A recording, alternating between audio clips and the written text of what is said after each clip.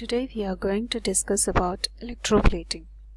Electroplating is the process by which the coating metal is deposited on the base metal by passing a direct current through an electrolytic solution containing the soluble salt of the coating metal. So electroplating uses the electrolysis process. Next, objectives of electroplating. It is mainly to increase the corrosion resistance, then resistance to chemical attack and wear resistance, to improve physical appearance and hardness, to improve surface properties, to increase decorative and commercial values of metal. Now coming to the cell. So a cell consists of an electrode and the reactions. So the anode, that is the electrode anode, is made up of coating metal, for example copper. Cathode is made of the base metal, that is which is to be coated. Electrolyte used is copper sulfate solution, as we are using anode as copper.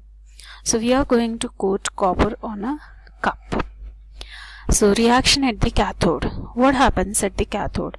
When we apply current, direct current, the copper sulfate solution gets dissociated to copper ions and sulfate ions. So the copper ions react with the electrons to form copper, which deposits on the cup made as cathode. Then the reactions at the anode, that is copper reacts with sulfate ions to form copper sulfate and 2 electrons. Next, coming to its procedure, how this electroplating process is done. The article to be electroplated is first treated with organic solvent like tetrachloroethylene to remove oil, grease, etc. Then it is treated with dilute HCl or sulfuric acid to remove surface scales, oxides, etc. The cleaned article is then made as cathode of the electrolytic cell. The anode is either the coating metal itself or an inert material of good electrical conductivity like graphite.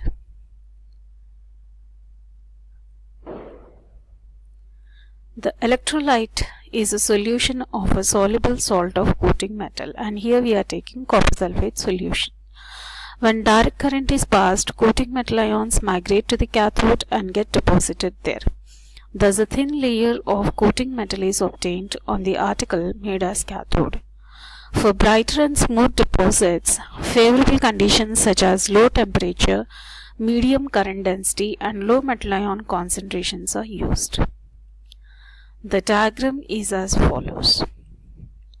Then, what are the factors that affect electroplating?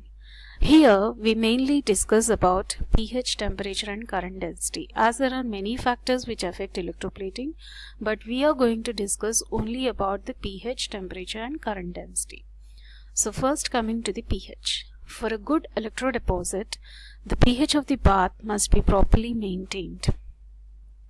For most plating baths, pH ranges from 4 to 8. The desired pH of plating bath is usually maintained by using buffer. pH lower than optimal value means stronger hydrogen evolution at cathode occurs, thereby resulting in a burn deposit.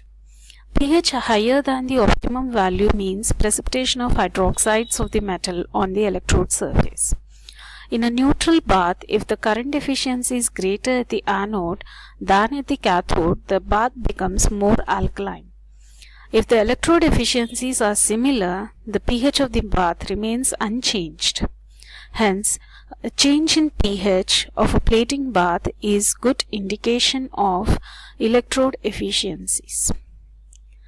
Then the second factor that affects electroplating is temperature.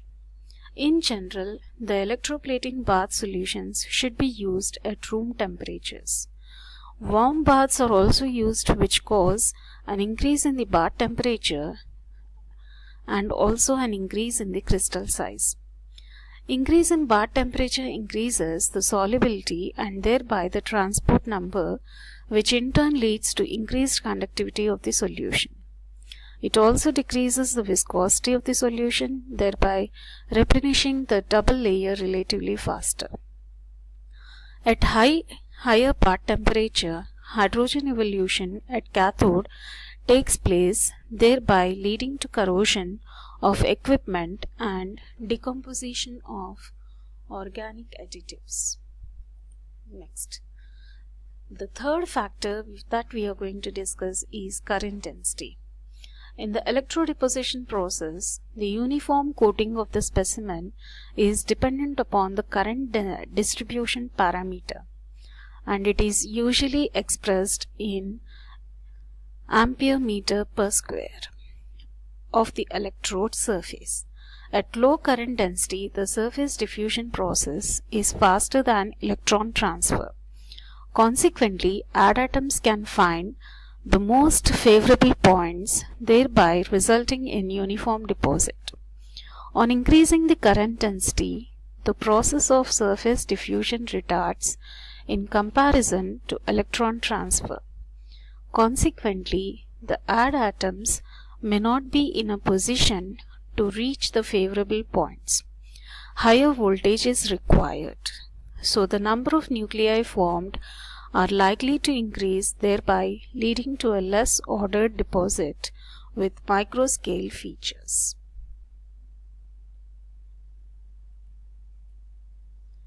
To summarize, the optimum current density range for a given plating bath is depending on composition of salt, operating conditions, and the type of plating sought. Anode current densities are also an important plating parameter and should be controlled properly. Now coming to its applications. So applications of electroplating involve industrial applications, superior conductivity of the metals, and it is used for decorative purposes. So this is about electroplating. Thank you.